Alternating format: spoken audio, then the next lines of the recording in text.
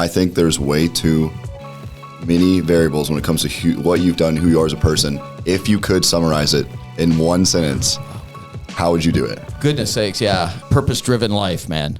I'm living a purpose-driven life, and I've done that throughout my career. Just I have more decision over the purpose now. Yep, live purposefully. I see lots of corporate trainings that say it's all about live purpose, but words. Just words. The words. How do we make it culture. Substance? How do we make it a culture?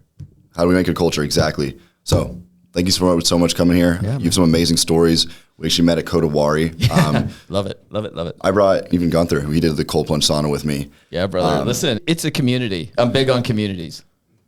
Yeah. No, I had that in Austin, so I was so grateful. And obviously that's what comes out of great community. Yeah. It brings great people together. Like-minded people, shared community, and I think there's a big disconnection out there in the world. We were talking about that off camera, and there's a big disconnection out there between the things that matter and what we think matters. And if you surround yourself with other people like you, you'll see great things happen. It's a mindset, man. It is. We all have bad things happen to good people. Good things happen to bad people. It's how you respond. And I've learned as I've gotten older to be less reactive. And we'll talk about that when we talk about jumping out of airplanes and Mount Everest and making horror films. And sweet. The purpose of this, I've always said, is I want to document my experience of not just building, but learning. Yeah. I need people with experience that have stories that can help me discover how to live a life on fire. How do you encourage other young adults to not just want to have success, but challenge what that means and become the best people they can? What draws the desire to be good? Because I don't want to have everyone hit rock bottom like I did. Yeah. So, I think there's a level of that though, right? And I wish I could just take a chip out of my head and stick it in other people's chip. It's happened to me even at the most personal level, not to myself, but to, I was married at one point and she went down the rabbit hole, unfortunately. She saw the LA high. It's an illusion, man. It's not real. And you hit the nail on the head earlier with the success. Like what success to you and success to me are two different things. I walk over and say, hey, Gunther, what do you think is success? He's going to have his own definition of it. You're going to have a definition, and mine's not monetarily related. But and maybe because I've had all of that, and I've just realized that the money just magnifies who you already are. In other words, if you're a dick or a bitch, you're going to be a bigger bitch or dick. And if you're generous, you're going to be more generous with your time, with everything. And I think it's just a magnifier. And where do you think in your life, like my story was, I told you, like went down a rabbit hole of wanting fame and then I hit a rock bottom. What was your spark to be like, I need to be a better human being? Or was that a pinpoint moment or kind of just gradual? Well, I think you and I both, so we come from good families, right? So that we knew, and I've learned this from personal experience. Not everybody came out of that family that I came out of. My parents are still married. They don't go anywhere without each other. So I only know one version of marriage. You don't go anywhere without your wife. But see, other people that didn't come out of that, I thought it was a teachable thing. And I learned I can't teach it to everybody. Like, you knew where right and wrong was. And there's a line. I know in your mind, you knew you were doing wrong at one point because you knew what wrong was. Yeah. So I've been around people that we take this for granted. Like these simple core family values and whatever they may be, but there's a basic family foundation out there. And I think that there's just, in America, there's a huge disconnection on that. And there's a focus on fame. I want to be successful. What is this OnlyFans stuff? I live in Argentina, so I don't know so much about these things, but it seems to be very prevalent. I've been watching YouTube and there's some killings going on in our YouTube, what are they, OnlyFans models. But these people, they're putting money they're putting money as their God. And that's a hollow experience, man. Yeah. It after you've had, let's just say, next year, you're successful at YouTube, you're getting 5 million hits a month or whatever that pays. I don't know, but I know they make a lot of money at it.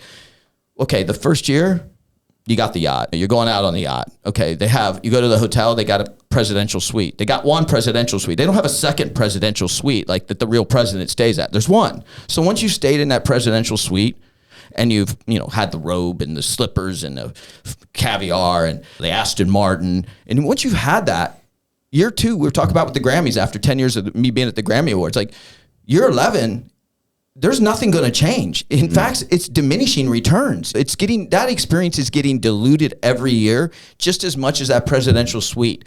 is not as impactful the second time you stay in it. So you've experienced that firsthand emotionally. Lots of things. I always say I can read it on paper, but nothing actually adds a layer of sediment to my soul of who I am until I feel those emotions in the moment of, oh, I just learned this lesson. I understand it. You said, I wish I could put a chip in your brain. Mm-hmm. Is there a way to almost skip, or do people need to have that firsthand emotional response to truly change and broaden their perspective? Yeah. I struggle with this one. I do a lot. I struggle because I failed in my personal relationship, just not being able to show him the door correctly. And that haunted me for 8 years. It was a long time that it just continued to bother me. I don't fail at much. And I feel that it's a hybrid, maybe, what you're talking about. I think maybe, and for me, I had success at a very young age, at 18, 17, 18. And so for me, I had been, and had this luxury of being around, and we'll talk about that. I had this luxury of being around like the world's greatest athletes and traveling on internationally at 17, 18, 19. And it was just, for me, it became part of my life. So I had a competitive advantage. Most people go to college and then go through that route of having to make some money, and maybe their late 20s, they've got enough to go on a all-inclusive vacation or whatever. No, my life at 18, we'll go back. So I played professional tennis. And my roommate was a guy named Andre Agassi, who became #1 in the world. At 17, 18, 19, I'm in Roland Garros, in French Open. I'm at the U.S. Open, Tashkent, Uzbekistan, Lima, Peru. I'm traveling around on a private jet at 18 before private jets were cool. I got catastrophically injured at 19, broke my neck in 2 places. So I have the titanium bolted all the way down my neck, and I got scars across the front and massive. Oh, I see it. Sorry about that. Massive scars down the back. I've had 19 spinal surgeries, which is so much more entertaining. Like, people go, wait, you jump out of airplanes now? Like, how do you do that? It's not just the jumping. I have this catastrophic injury. So the moment that you're referring to, for me, happened at 19. I got hit by a drunk driver, broke my neck in 2 places, shattered all my hands, my nose, my eyes, femur, broke everything. It was like a halo, a whole 9 yards. Wow. So at 19, I went from like one of the best athletes in the world to I couldn't even close my finger to pick up a pencil. It was humbling. And I realized at that point, all my friends, agent, they all disappeared. And I get it now, but they didn't want to see, nobody wants to see somebody injured, because that makes you mortal.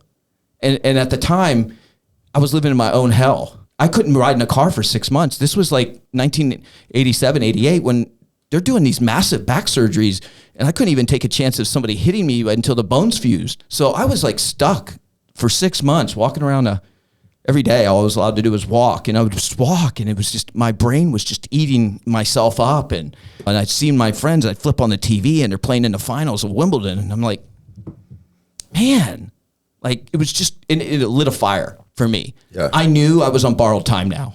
I knew they put Humpty Dumpty back together again. And I was like, that's it. I'm going full throttle on everything.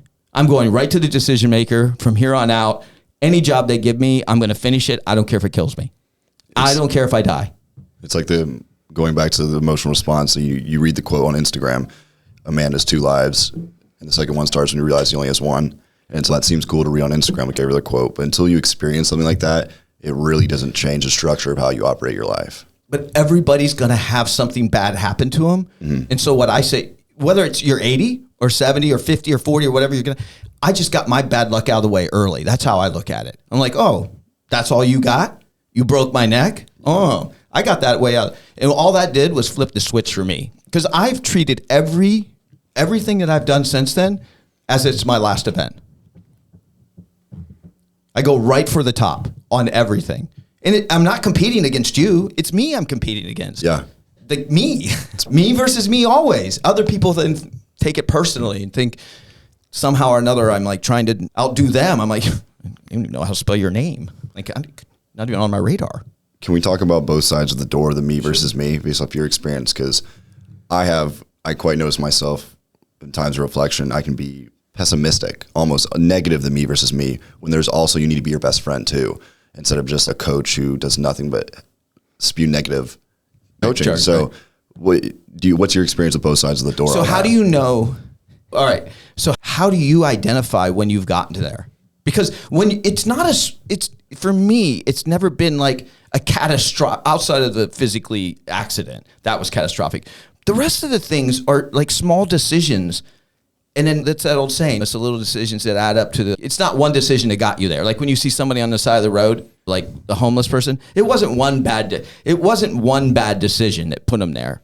Compound interest. It was compounded interest. That's right. And it just becomes, and when you get into that negative space, I have trouble. I've had some depression throughout my life, and I've had like difficult times pulling myself out of it. Mm-hmm. And like, I've been real close to the edge, man, like several times. I could figure out what it was, but it is yeses or positivity is just as contagious as no's and negativity. If I can get people to say yes on anything, I don't care if it's a stupid, can I park here? Yes. So it's always ask things in the affirmative, right? Mm-hmm. So I'm always approaching something trying to get yeses, because those yeses, if I can stack enough of those on the day, I had a good day. Yeah. It's that negative. When we all have friends that call us or we know or whatever, that they always seem to have drama circling around them, whether it's a guy or a girl or it's this or it's that. But it was the same thing the guy before, the girl before. It was the same thing. And you want to feel bad for them, and I used to, but as I've gotten older, I realized by personal experience, people make bad decisions. And again, it goes back to our foundation. When you were going down your rabbit hole, I bet you it wasn't one decision. You started to work on, I wanted to be famous. You started working on YouTube. You started working on your social media side. But then you started making decisions that were like sub-decisions underneath that, like who you hang out with. Yeah. You are with rule number one, the people around you, pay attention to the people around you.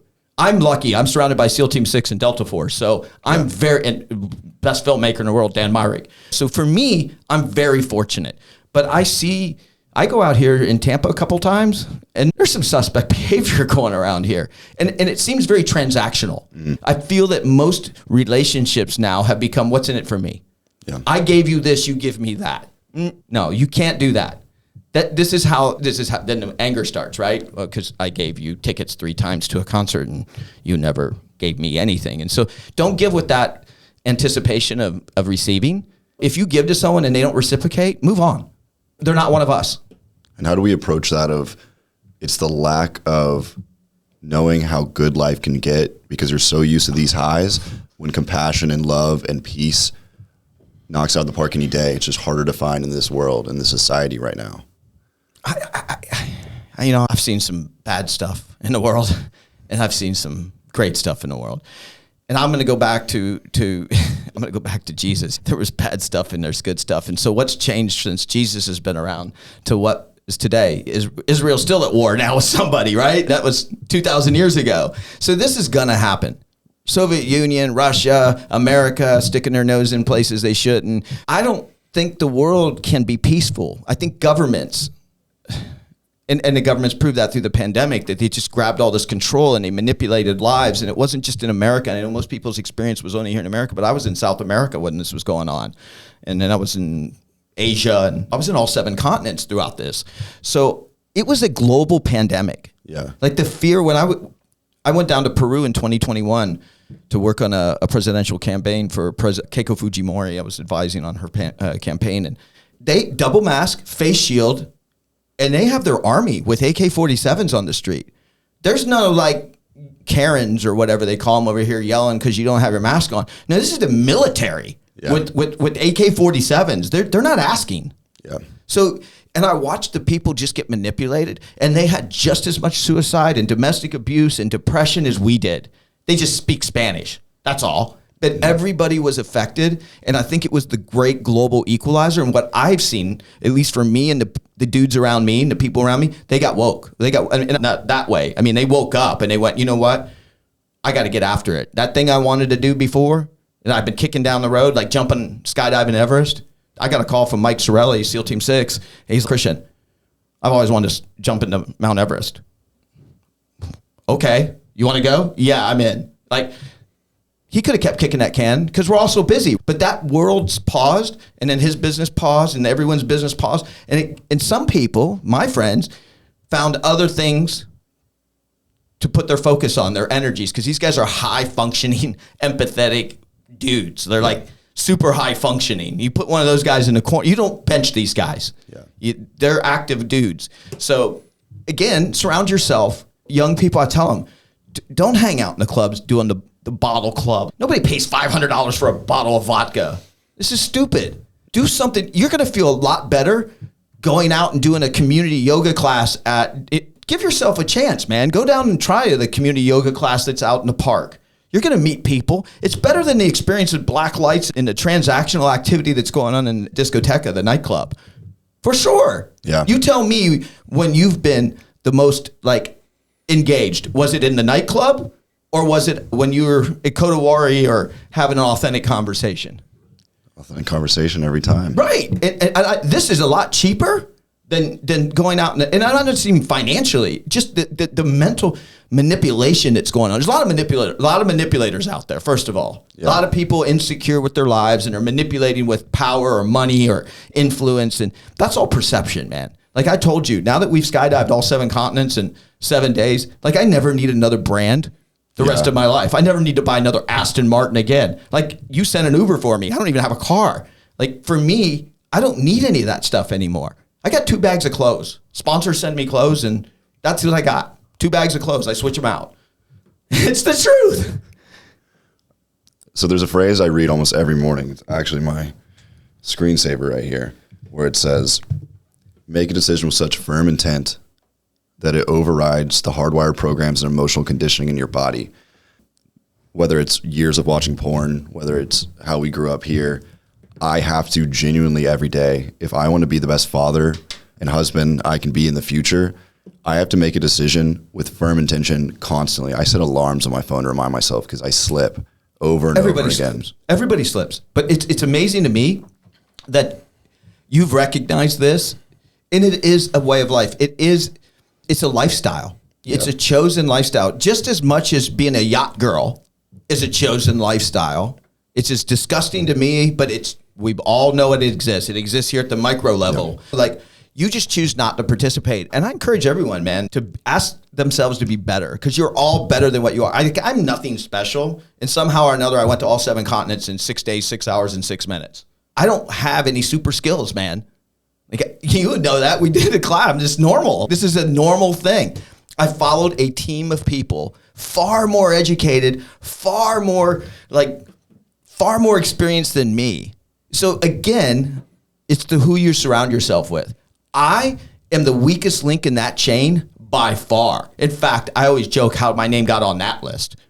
It's a joke to me. It continues to get on these lists. Thank God it's on good lists so far. I'm sure it's on a couple bad lists on some other people's lists too. But it's because my expectations of going into when the pandemic came around, I made a pivot. For years, we'll go back a little bit, but for years I worked for the Grammy Awards for 10 years. I started in 2011 and went all the way up to 2020. And I did 17 Grammy Awards. I did 10 Grammys and 7 Latin Grammys. It's the same gramophone. They're different color bases. That's it.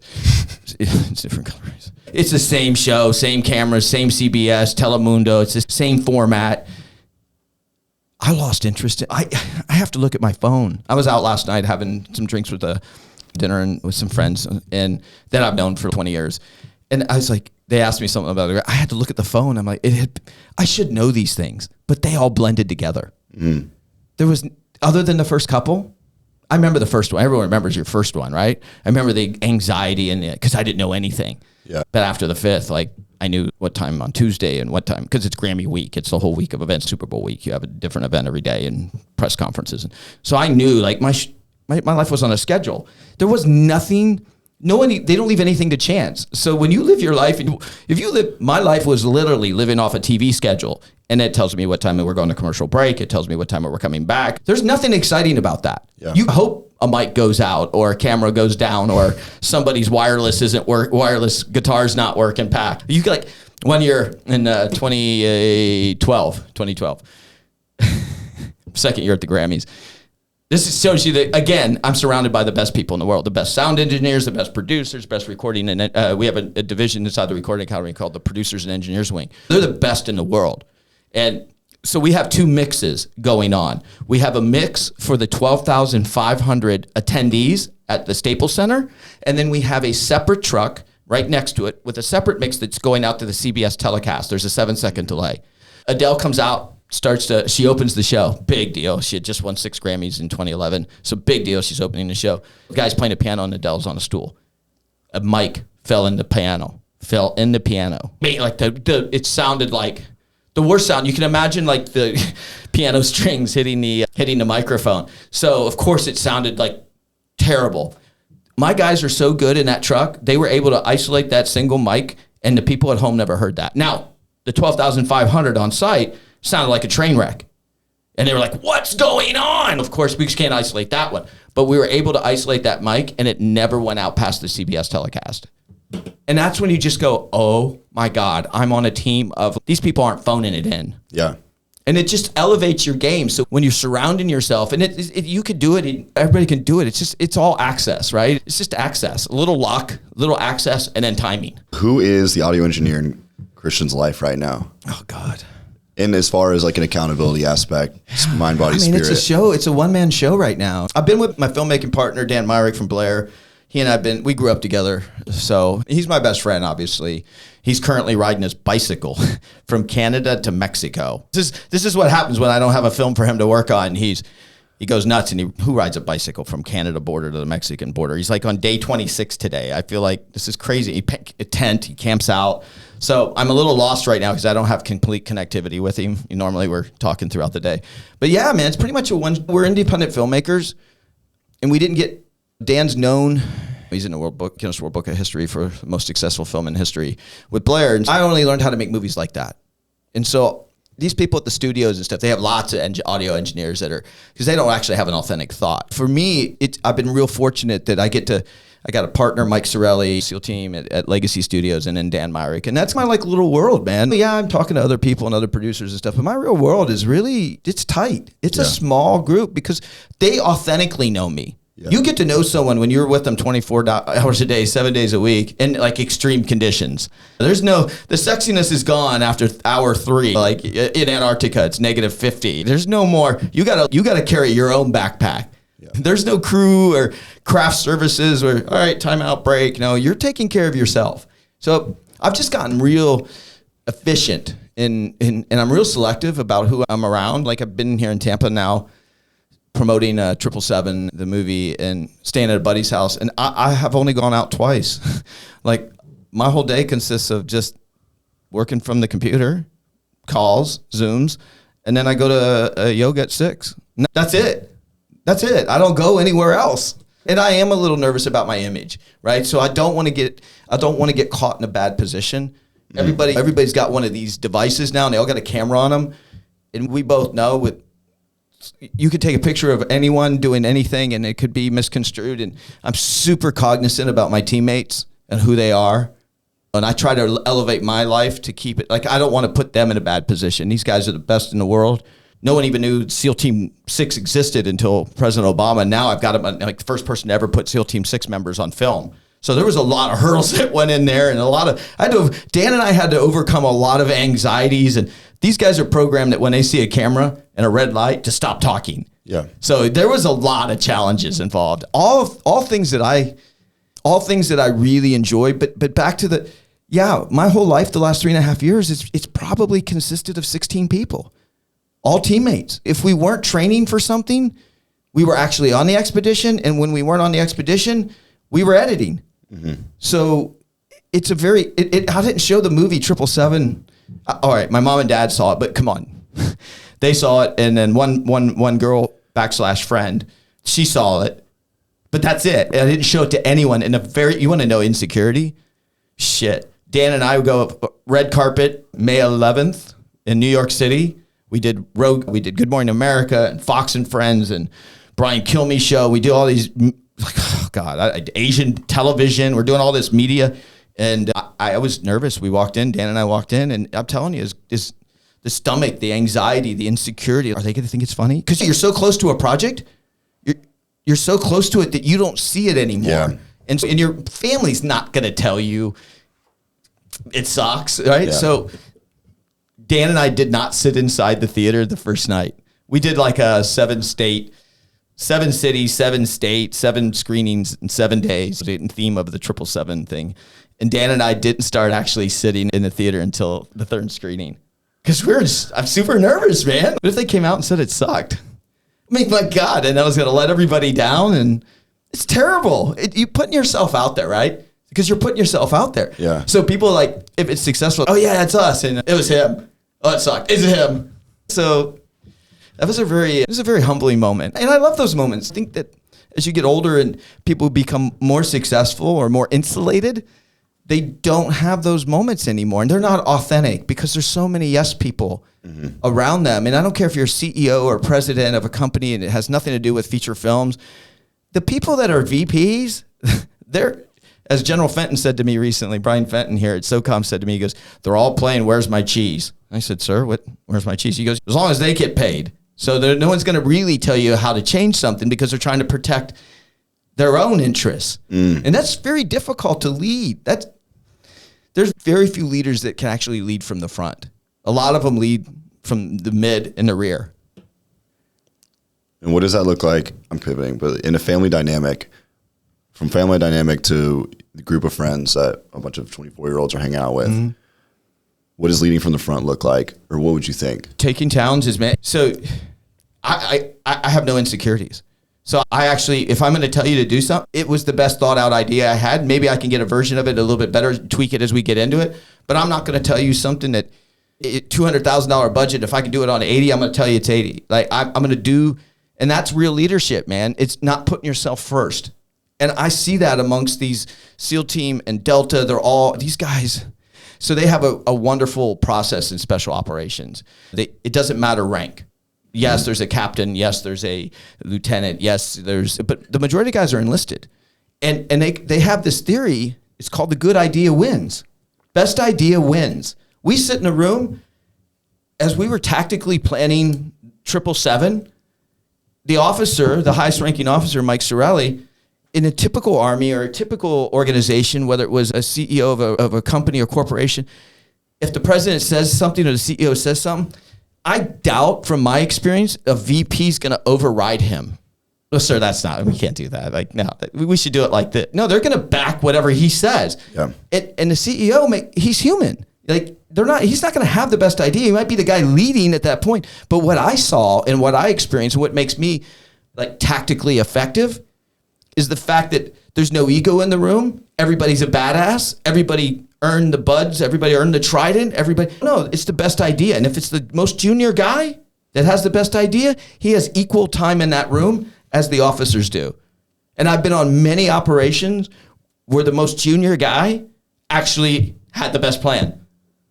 And it takes that outside, because the minute you're like centric to something, like you've been in a culture for a while, you get adopted into that culture. So having a non-centric view and having someone that come in with isn't jaded or doesn't have these expectations going in, that's what I like. And I think every corporation should do that more. They should bring in people from the out. But there's that fear, right? There's that fear. Oh my God, the VP doesn't want to bring in an advisor. Most of the time I would fight with the senior VP because they'd see me coming in and they'd be like, they immediately think their job's on the line, which I'm there to augment their job, but they can't. At the Grammys, I didn't have that problem with Evan Green, CMO, Chief Marketing Officer. Evan and I, it was a little bumpy to start because this was like a forced marriage. But over time, quickly, he realized and trusted me enough that I was there because I wanted to stay in the room. And he has the ability to get me out of the room by just working against me. And then I'm not going to be effective. And they're like, see, that guy, we don't need him. But he didn't. He realized that in short order that working together, he'd stay in his lane and I'd stay in my lane, but I'd augment his lane. And I appreciate that. And it's rare that I run into that though. You know, I know right away when I'm on the phone with someone or I'm talking to a company interested in bringing me in or whatever, I start asking you, I flip the interview around. I flip it around. I'm not sure you're ready for a guy like me yet. It doesn't sound like you're ready you don't call a guy like me unless you need a guy like me. But then you don't clip my wings either. That's not going to work. You don't get a diluted version of me. Mm-hmm. You get me. And I'm going to say this, and we're going to do that, and I don't really care about winning another gold medal. You can have it. Have you replicated anything like that in your friendships? Dude, I got 3 friends. So. Well, one of the 3? Yeah, of course. I would be here on a Sunday afternoon, brother Mitch, if you weren't. It's so difficult. It's so difficult I left the United States of America in 2021 to move to Latin America. Here, it's so damn diluted in that, and the family values to me don't align with my family values. And maybe I'm at that place in my life where I just feel extremely comfortable in who I am. And that's intimidating to a lot of people. When I walk into a room, 50% of people hate me. And 50% love me. You know where I made the mistake during the Grammys for years? When I was married, I can tell you exactly where it went wrong. Because when you're married and you have somebody in there, you're trying to make that, you're compromised. You're supposed to be compromising, right? So you can't just be you all the time. And so you got to come over. So she loved this red carpet stuff. But when you enter somebody else's version in there and you're trying to appease them or make them happy, you end up diluting yourself. And I wouldn't have been in a lot of the relationships that were very challenging. We call them, I had to enter into I was in a lot of challenging relationships. And I don't mean personal. They were personal, but they were business relationships. And these organizations were just known, and these people in these organizations were just known as really, other people call them assholes. I call them challenging personalities. And it was just literally like holding Jell-O. Some shit's going to hit the ground. You just don't know. Was that what hit the ground? I don't know. Was that the good part? I don't know. It could be. Like, you don't know. So it just becomes me finding friends. When I went to Latin America, I stood out, blonde hair, blue eyes, and filmmaker, and a little bit known. I'm the only Kristian Kremple on the planet, so it's not like you can Google me and find somebody else. You know, there's tons of stuff on me, lots. And it's all positive, thank God.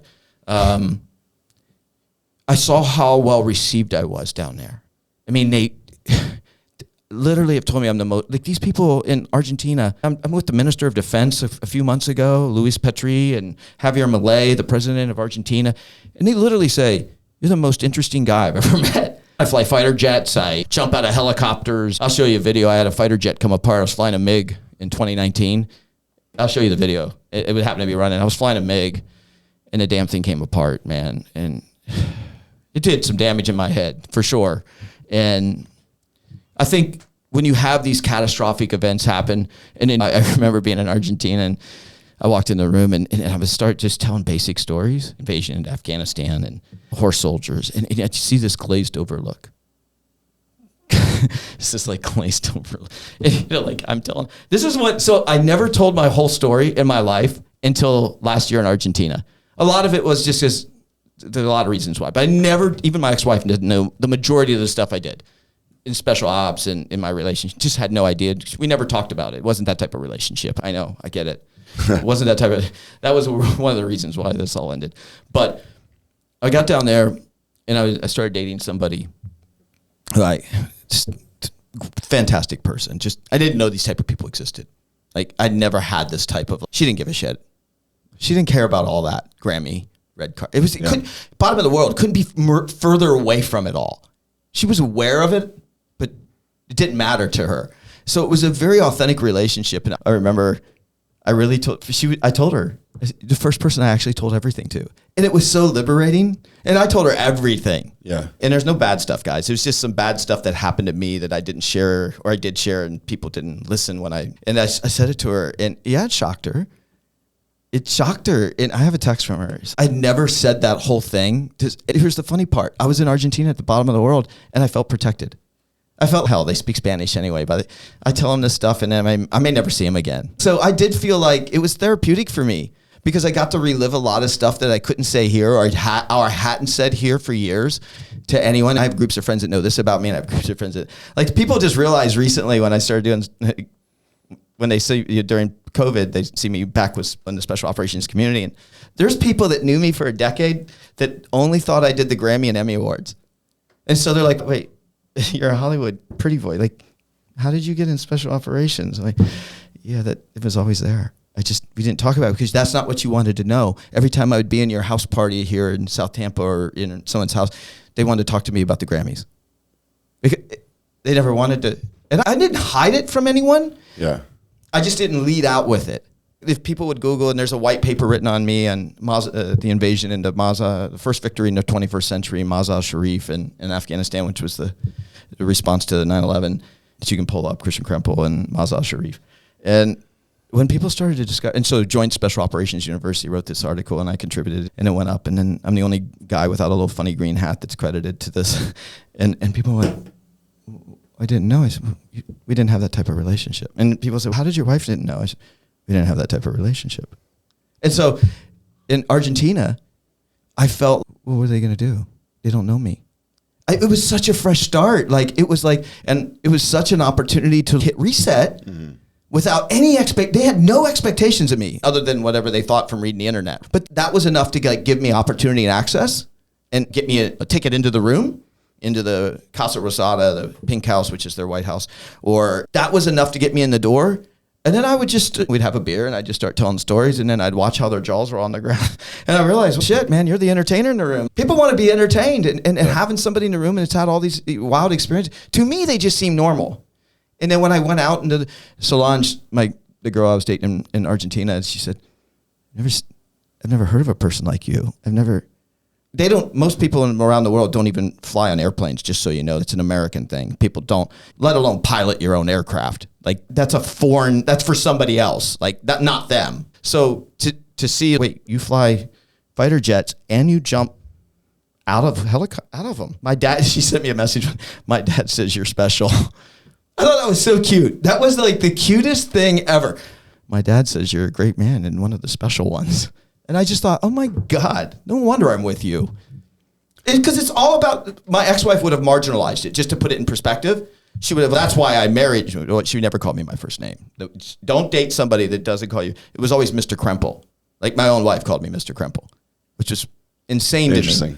It was insane to me. And she would, well, that's why I married you. That's your job. And I just thought, oh yeah, that's not the way to lead. That did not make me want to do more. Like, oh, I just signed the American Music Awards and the Billboard Music Awards. I signed them in one day. Both. Best pitch I ever had in my life. This was 2014. I went to Dick Clark Productions. I had the Grammys, I had the Emmys, I had the Country Music Awards. And Dick Clark Productions owns the Grammys. They own the Billboard Music Awards, American Music Awards, Streaming Awards, Miss America, and the Golden Globes. And so I walked in, and I'd been with the Grammys now 4 years, and so I'd built a reputation. And funny enough, the two buildings in Santa Monica, they're right next to each other. Dick Clark Productions, Recording Academy. 30-30 Olympic and 30-28 Olympic. They're right next to each other. So I walked out of the Grammy office, literally one day. I had scheduled a meeting, walked 150 meters, walked into Dick Clark, and I pitched blinding pitch. Like, I was on flyer, man, fuego. And it was nuclear. And my ex was at the house, and I came home. I was like so excited. I mean, it was insane. It was like, those are like hitting a home when you hit like the perfect golf shot, or that feeling, right? They're hard to get. On top of the world. And I just signed both of them in one meeting. And she goes, that's why I married you. That's your job. Now let's go to dinner. Do you know what that did to me? That was like, it was gutting. Type of pain. I was gutting. Cutting into that feeling. I'm feeding her addiction is all I'm doing. That's when I realized I was feeding her insecurities and her addiction. And when signing, I don't care if you sign Xerox to like whatever, a monthly deal, man, like that's a cause for, when you can get somebody to say yes to your vision or your widget or your product, that's the best feeling in the world. I love that feeling, that game. Like when I go in and pitch like a script or whatever and I can walk out with money, like I gave you words on a page and then I got animated and you gave me money. Like, for words on a page. Like, I haven't even shot it yet. It's just a blinding feeling, and I think I'm addicted to that. Like, I don't, and my ex would tell you, I don't care about the money part of it. Like, I don't. I know I need to have money, whatever, to pay bills and stuff, but I don't have any bills. I don't have a car. Like, 2 bags of clothes, sponsors send it. It's all about managing your expectations. Like, I don't want that gold hamster wheel again. I don't. Going forward now, it's all for me. Like, all these experiences have to be for a purpose-driven life, and whether it's raising, and it has to be for, I'm into the cause related. We talked about that. I think corporations are great. As I've come back to the last few months, I'm reading all these mission statements as I look at these companies now. Have these, God, they must have paid like some ad firm a ton of money to write like these slogans, like how they're purpose-driven and authentic, and they get stakeholder. Like, where'd this word come from? I never heard stakeholder in my life. So there's all these jargon out there, And then they say it, but they don't actually live it. They don't live it because they're scared. They're scared. They're scared of like being real. I scare the shit out of people, like most people, because corporate, like they're corporate. They're where's my cheese? They're playing the where's my cheese. And I'm not worried about the cheese. I'm like, I want to make a difference. And what does that mean? I want to work on stuff like that I care about. And when I was in Peru during working with Keiko Fujimori in the presidential campaign, this was a very lonely experience for me. I was down there, it was COVID. It was the second year of COVID. I'm living in a third world country, which you can imagine how difficult this is. I'm on the campaign trail 16 hours a day, 18 hours a day, going to remote places in Peru. It's super dangerous, super sketcy. And I came back, and you have to understand the complexity of it. Like, I came back to my apartment, beautiful apartment, sat there right in Miraflores Reserve in Lima, overlooking the Pacific Ocean. Same, it's funny, it was like $1,200 a month, but the same ocean view in California would have been like $9,000 a month, but it's the same ocean, right? Yeah. So it's all about changing your perception. Yeah, I'm in a third world country, but I'm not living a third world life. And I turned on CNN International, and I saw the withdrawal. And so you have to understand that wasn't news in Peru because they're not fighting the war on terror. So there wasn't on any Peruvian stations. And I turned on CNN International to get my English version that day, and I saw the withdrawal from Afghanistan. I saw the bodies and the people holding onto the planes, and I saw the people that we were leaving behind. And I'd spent 20 years with these guys. We left a lot of America's best next leaders on that battlefield. And that's when I knew going forward that I was going to do something more than what I'd been doing. Like I can do something, because the trauma that hit me, I went into a catatonic state for 3 days. I was in this horrible state. We'd lost so many friends. I had friends that had been blown up and shot, and IEDs, and guys that didn't return. And these were the best that America had to offer. And I just remember going, what was this for? And I went in, I disappeared into the Andes Mountains for a few days. I got one of those, it's such a movie, man. Like I was so distraught. It was so polarizing. I cried a lot. And I had my WhatsApp was going off a lot, obviously. And then my good American friends and special operators, they were putting together a secondary team, which a couple of documentaries have come out about. Send Me, and Tim Kennedy, one of my best friends and special forces, former MMA fighter and sniper and SF and TV host of history channels, Hunting Hitler, and just a well-rounded guy. So him and other great Americans, other Green Berets and SEALs and agency guys got together, and they started privately raising money to pull our interpreters out and Americans that we had promised. We promised a lot of people a lot of things, and then we left them. And that just secondary stake in the heart.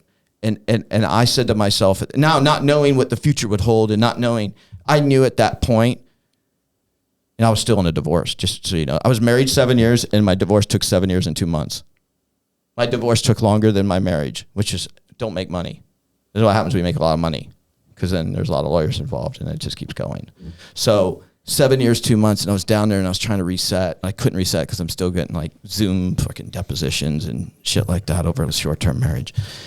And I watched something that really hit me hard, man. Watching those people hold on. They were so desperate. They don't understand aviation, right? They don't understand because most people have never been off the ground, man. So you see people, you cannot hold on to the outside of an airplane at 35,000 feet. You'll freeze to death, first of all. But they just wanted the desperation. Like that's true. We want to talk about pivotal moments. Watch that video. It's America's the best country in the world. How did that happen? And it hurt me. And it didn't just hurt me. It hurt a lot of my friends. And there's guys that when they get hurt, they got access and they're intelligent and they get activated. And that activated this group of guys. And it got me out of a depressive state. And yeah, I went down. I went up in the mountains for a few days, and it's like the whole poncho and staying in Machu Picchu and Cusco. And it's like, I really didn't care if I lived or died. I really didn't. I was actually hoping I would have drugged. They're like, gringo, the drug lords are going to get you. This is narco state. I'm like, let's see how many I can take out with me. So I always know that, I'm not saying this, I went through such bad stuff that people are like, how do you do these things? I said, because my fallback position is death. Like I'm prepared to die all the time. And that's not a way to live, man. That's not cool. But I got no kids that I know of. I always leave that out there because I've traveled a lot, so you never know, right? But I have no kids that I know of. I went through a horrible divorce, a betrayal I've never been betrayed. That first time I ever been betrayed. And it came from, you know how they say the ones closest to you do the most damage. Mm-hmm. And so that was going on. And then you threw in the withdrawal. And I'd spent 20 years. I was at the 10-year anniversary. I dedicated the statue. I was the only guy without a Green Beret hat on. I dedicated the statue at Ground Zero of the horse soldier, the 18-foot bronze memorial called De Oppresso Libre, Free the Oppressed. And that's of my teammate, Mark Nooch, the captain. That's an actual picture of him. So I'm there at the 10-year anniversary. And I remember our conversations at the 10-year anniversary. God, I can't believe this is going on this long. Because we actually beat the Taliban in 6 weeks, just so you know that. Going back, 5th group, it was 595, just so the viewers know, go back. This 20-year war was bullshit. Less than 60 Green Berets went in, ODA 595, triple nickel 555 and 574. It's less than 60 Green Berets with agency elements pushed the Taliban out of Afghanistan into the Tor Bor region of Pakistan. That's a known fact. That's where and Bin Laden and everybody. War was over. We took back Afghanistan. Then the industrial military complex came in and got to order more bullets. Well, you can only order more bullets when you shoot the other bullets. You can only order more missiles when you shoot. So we had a joke that we're turning big rocks into little rocks because there was no buildings there that were more than 2 stories. So, why are we here? So to watch this all happen, and I remember at the 10-year anniversary, I was so proud that I remember just talking about, okay, this thing's going to wind down any day now. And it didn't. And we went on another 10 years. And that was that. I think that going back, that was the precursor to where I knew I needed to change my life. So I just stepped into the Grammys at that point. I'd been there a year now. That was 2012. So I'd been at the Grammys a year. So there's my life is going in this whole new direction. And for a while I ran from who I was. I didn't talk about the military to anybody. I was now this red carpet guy. No one asked me in LA because they don't like the military out there. So no one asked me about special operations. So it was I got to flip a switch. My friends say you've reinvented yourself more times than you have more lives than anybody I know, because I actually reinvented it. And I got married and I flipped that switch off. I'm okay, that guy's done. Like you said, back to you. I changed and I went down a different direction. Same thing I did, man. We all go through this. I flipped the switch and then I absorbed myself into this. Oh my God, it was what do you call it? The Orange County Housewives. This was my daily watching programming was Desperate Housewives, where the hell. It was ridiculous. I was living a state, this strange state of reality in Hollywood, which isn't real, but it's real to me. The food's really real. I'm really eating at this 5-star restaurant. I'm really wearing John Varvatos clothing, and they're giving it to me. I'm really on the red carpet, and it was real to me, but none of it mattered. Mm. It was the most, and I know people are going to watch this and think, yeah, man, I want that opportunity. You can say that now because you've had that opportunity. Maybe that's true. But I can promise you that life is not real. It's not sustainable, and it's not fulfilling. You tell me anybody that stays in Hollywood past 40, 50, the only people there are Steven Spielberg. There's a couple handfuls of people. The rest of the people are it's transactional, man. They have a joke out there where there's a new set of hot chicks land in every plane. They all have the same dream, right? And then you have these people, as we know in the news, that traded on their power to messed with women. And this goes on at the corporate level as much as it goes on in Hollywood. Mm-hmm. It never aligned with my values, but again, it made my wife happy. So I had left the NFL where I was really happy. I was Mike Ditka's agent. Marino, Montana, Elway, Aikman. I had 47 Hall of Famers, specifically Hall of Famers, Pro Football Hall of Fame. So I was representing 47 Hall of Famers, and then I actually got the call, and it's on my LinkedIn. One of the endorsements was from the chairman of the Television Academy, the Emmy Awards, and the other one's senior vice president of the Recording Academy. He's Kristian is incredibly, he says, he sold us in a non-sales way, very persistent. It took me 3 years to get that whole deal done. And that's how patient I was with it. I just kept managing the client. And I went from, my friends were all dude, you have a dream job. You're at Super Bowl, you're doing, back then we had the Hall of Fame, the All-Star game, the pro football, it was out in Hawaii back then. So every year I'd go from Super Bowl, then I'd go to Honolulu for a week, and I'm around all these legends in addition to current players. And I was very happy there.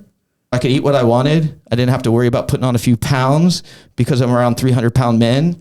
And then I ended up on the red carpet, and they took photos of you, and then I realized, you want to talk about getting insecurity? I went from, that was a whole nother, oh my God, no. It's different when you're standing next to 300-pound men. You look small, but then you still stand next to some people in LA where they're all super skinny, And I was insecure for the first 18 months. I worked out every day. I changed my diet, no more soda, like all of it, man.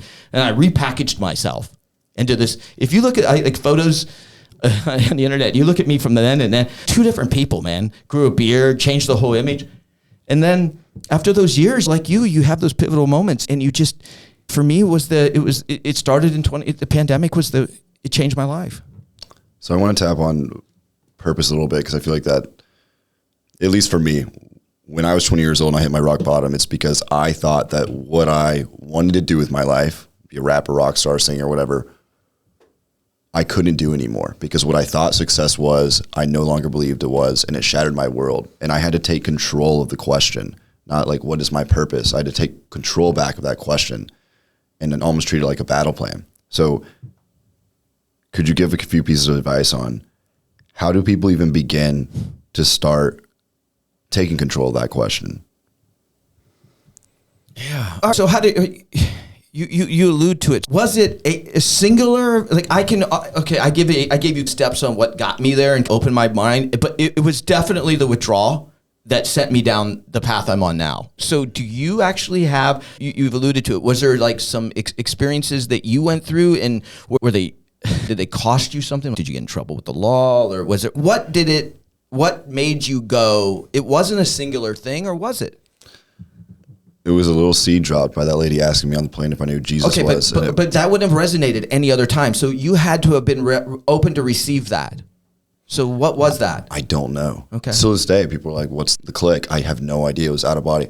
I think, whatever you want to call it, I think it was God. But I call him God. So just so you know, my first name's Christian.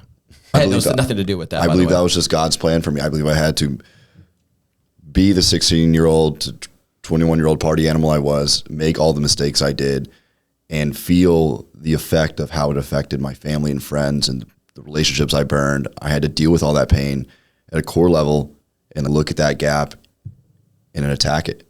Okay, so day one, you attack it. So what does that look like? Like you said, you have to address the broken relationships.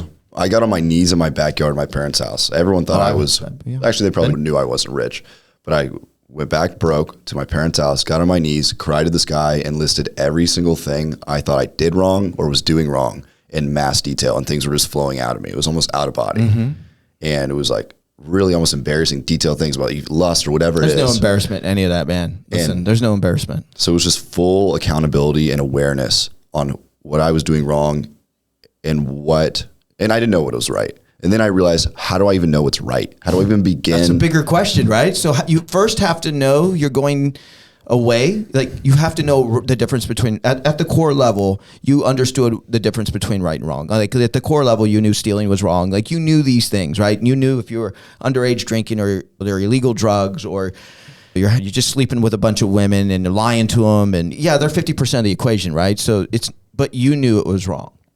Like you knew. I know when I'm doing something wrong. And then I was questioning, why am I just now realizing this is wrong? Why didn't I before? Why did the high literally have me in a spell to where I didn't have that awareness? And so seductive. And it's seductive, man. I still don't know. I think it was God. It was the plan. I had to see both sides so that we can use the same things that attracted me to a different lifestyle, brand it in with the same hooks, but point people towards what we call life on fire. What's that? So, all right. So yeah, how did you start that? You knew this was an initiative and we want to go like purpose-driven, back to that purpose-driven life. Like I believe every day you can use your 24 hours however you want to use them.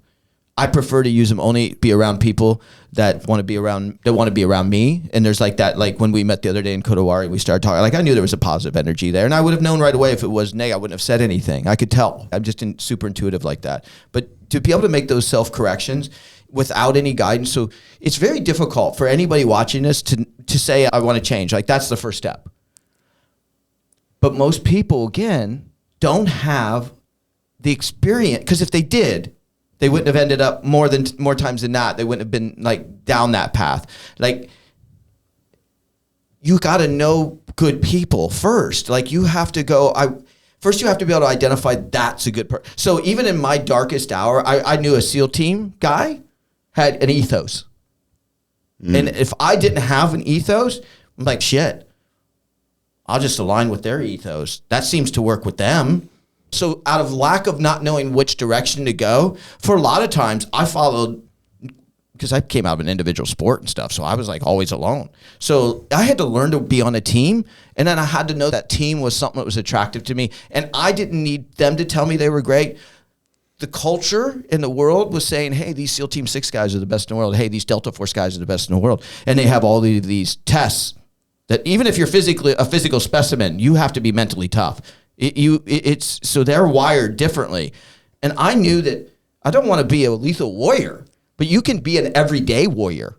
You can attack your day every day with a warrior mentality. Mm-hmm. And it's hard because you're 50% of every conversation. So there's going to be the person on the other side that either is going to be receptive to that or they're going to be resistant. I had a call on Friday. There were 2 people on their side on the call, 2 girls.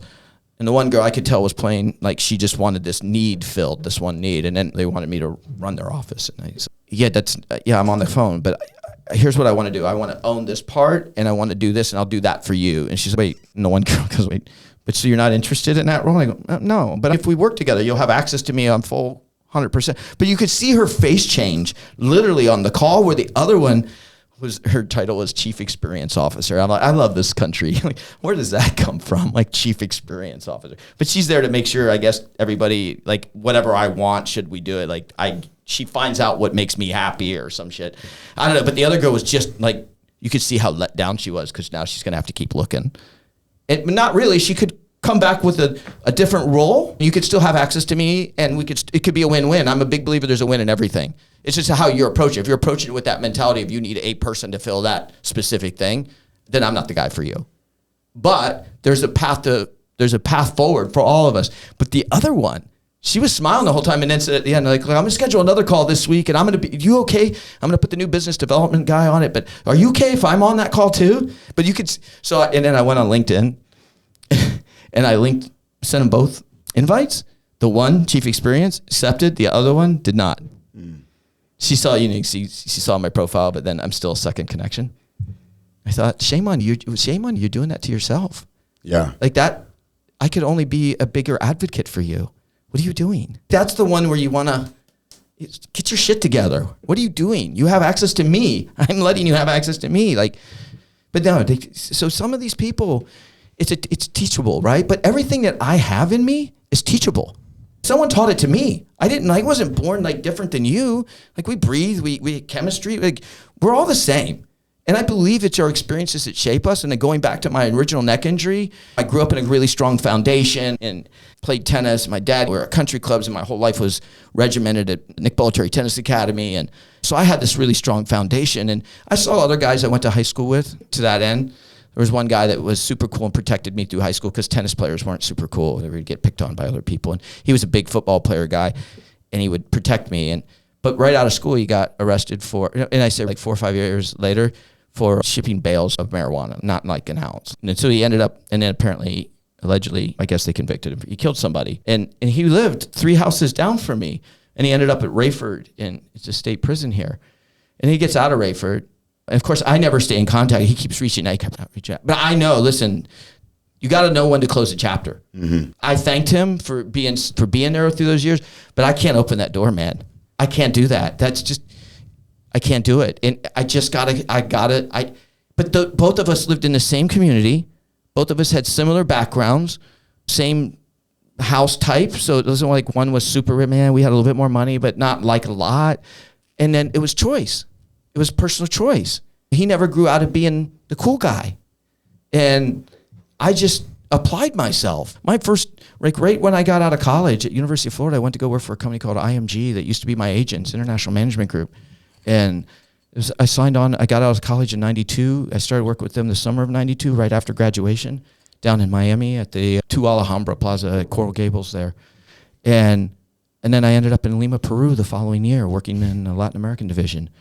Like, I was so scared I didn't speak Spanish. My only Spanish was Yo quiero Taco Bell. I only knew the Spanish from Taco Bell. And they came in the room and they said, listen, hey, here's an opportunity. They told me basically, hey, once this internship thing was over, that there was 3 of us competing, and 2 of the kids were super rich. They came from like Nova University, which was like a super expensive one, and they had MBAs. And their one's dad was a pharmaceutical president, and he was also sponsoring some of our IMG events. And then there was me because I was Agassi's roommate. So I'm in there too, right? And they said, we're going to keep one of you. And these two dudes went to lunch every day. I didn't have money to go to lunch. I didn't have money to leave the office. They'd go to lunch every day, never invite me. Shit, I'd call all day long. I'd go through their desks. I'd see what leads they got. There was no computers then. I'd go through their desks. I'd see what they have. I'd call and close their business. Because at the end of that internship, it was going to be me that ended up. And I got the job.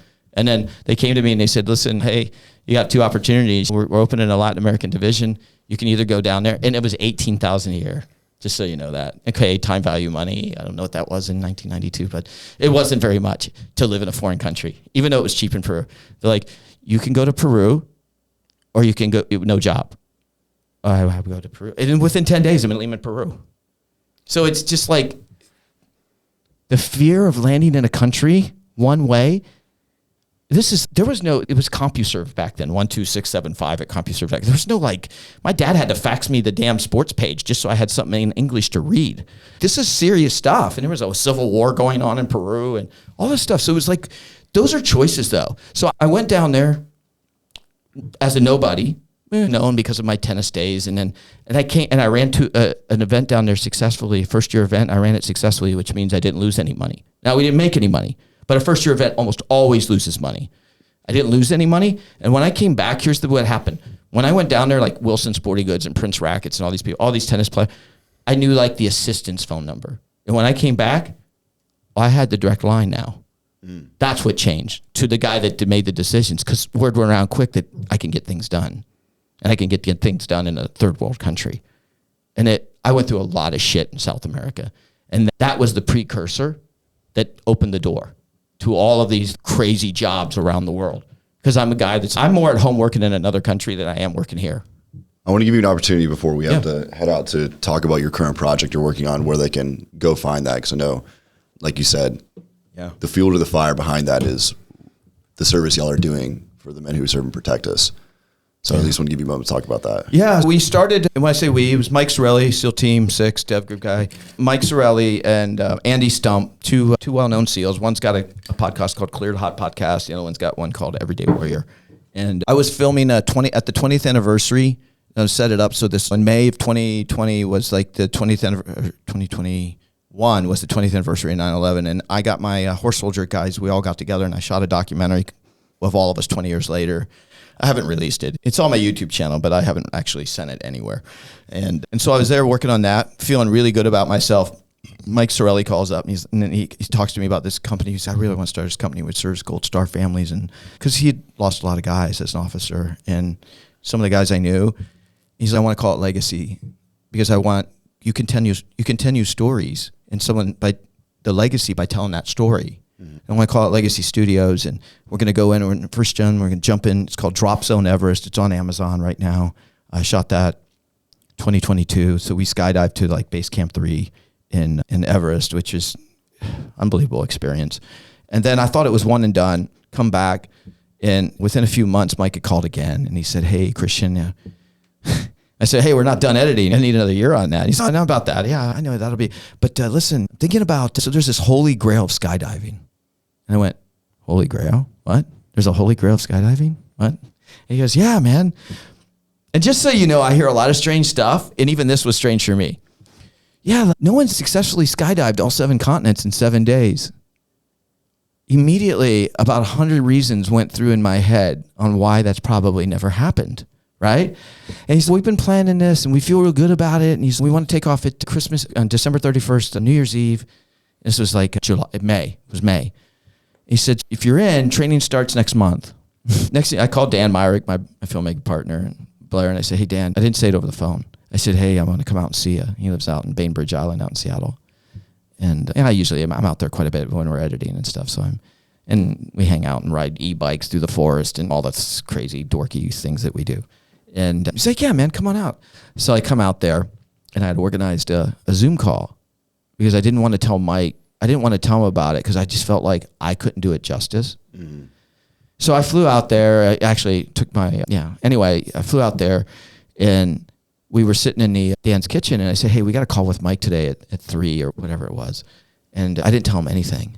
And so I pop up the screen, and we get on Zoom. And so Mike, you got to watch Mike Sorelli. He's this big, former Marine. He started as a Marine officer, as a recon, and then he went into SEALs because he said Marines weren't hard enough. He's an intimidating, great motivational speaker. So I open it up, and Dan's like, "Hey, Mike, how's it going?" And he's like, "So Kristian, tell you? Tell me what?" "Oh, yeah. So we're going to skydive all 7 continents in 7 days. 777, you're in, right?" And Dan did. I have a photo of it on my iPhone. Dan looks at me. He's staring at. What? Yeah, Mike. Yeah, of course. If Kristian's in, I'm in. And I closed the computer. He says, "What did you just sign me up for?" I said, "Everest was one thing. You like that so much." I said, "We're going to go try and skydive." And he looked at me. He's like, "How are we going to film this?" We put a lot of time and energy and little things, and you'll understand. In Antarctica is -50. There's not a building in Antarctica. This is as undeveloped as a place. There's no extension cord that I run from Argentina down into Glacier Union with power. Like, we had to figure out how to charge our stuff in extreme conditions. Like, we had to test all of our gear to make sure it wouldn't shut down, because you've had your iPhone or your cameras, extreme cold or extreme heat, they shut down or they don't charge, or you can't get a charge in when it's cold. I had to replicate all of these. So I love this logistical stuff, but we set out, started training and skydiving. We went out to Colorado and then to Arizona and started skydiving and practicing. We had GoPros and Insta360s, and we started rehearsing on, and then some Panasonic GH6s, and we started rehearsing on where we were going to put all of the gear. And so we trained October, November, December,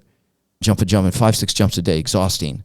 Trying to figure out who would go out first, because who's got what camera, because I got one shot at this, man. Yeah. There's no going back up and going to. This is a Bear Grylls meets Amazing Race. Best way to explain it. To skydive all 7 continents. First of all, no one's ever circumvented. First of all, no one's ever been to all 7 continents in 7 days. No one. So the Rubik's Cube was really Antarctica. We started with Antarctica. You guys will love it. It was mind blowing because it's blue ice everywhere, and there's not a tree or a living thing anywhere. So we became the first people to skydive into Antarctica. Subsequently, 12 hours later, or 8 hours later, it's a long distance. Believe it or not, people don't realize Antarctica, I know it looks like it's real close to South America, but it's like the distance LA to Honolulu. 6 hours. Really? 6 hours. And we're landing on like blue ice. There's no runway. Big Russian cargo jet landing there. So we jumped Antarctica at 3 o'clock in the morning, but there's no nighttime. So it looks like 3 o'clock in the afternoon. Go to Santiago, Chile, jump Chile in the Andes Mountains, go to Miami, jump Miami to Barcelona. This is where we made up time. So we jumped 2 continents in 1 day. We jumped Barcelona in the morning, and we jumped Cairo and into the pyramids, which I brought posters for you guys. Anybody goes to looks up 777 film, you'll see that it's all of us coming in over the top of the Great Pyramids. We jumped Cairo, Abu Dhabi, and then headed over to Perth, Australia. We set the fastest to 4 world records, the fastest tandem and as a team to 6 continents. We cut it in half. And then obviously we became the first to skydive all 7 continents in 6 days. People are like, it's impossible to skydive all 7 continents in 7 days. You're right. We did it in 6. 6 days, 6 hours, and 6 minutes. But I wasn't going to rename the film because the Damien Yeoman's got that 666 thing. And I was like, no, I'll stick with 777. So, yeah, then we flew 35 hours back to Tampa because McDill's here and the veteran population is here. And Dan Myrick and myself are both from Sarasota, Florida. So I wanted to make Tampa part of the film and part of the world records. It's not part of the world records, but the Guinness gave us the world records here. And we came back and jumped Zephyr Hills because of the veteran community here. And I wanted to make sure Tampa was included in my film. I always try to do something for Tampa because they've been so good to me over the years. But it came out theatrically. It was a Memorial Day weekend, and it ran through 4th of July in theaters. I am negotiating right now with a couple of different platforms, so they might be able to see it. Yeah, stand by. No, you will be able to see it. It was in theaters, and it was extremely well received. But you will be able to see it. I don't know if I can't really say if it'd be Netflix, Amazon, or it could be Fox. Okay. Dude, these stories have been amazing. Thanks, I'm sure we could literally talk for 7 days straight about these stories. And I hope one day we get to. Yeah, brother. Thanks so much for coming on, man. Thank you very much. Dude, I started it by saying, summarize in one sentence who you are. Could you summarize in one sentence, or if there's one short thing piece of advice you could give to any young adult that's looking to live a purpose-driven life, what would that be? Embrace the uncomfortable. Seek adventure. When good things are happening when you're not comfortable. Because when your stomach's turning a little bit, that's when good shit's happening. That's when real change is happening. When I'm not jumping out of an airplane. When I stood up there and that back of that plane opened up and my stomach was turning, I knew I was on the path to doing real change. Thank you, Kristian. Of course, brother. Thank you. Appreciate it, man.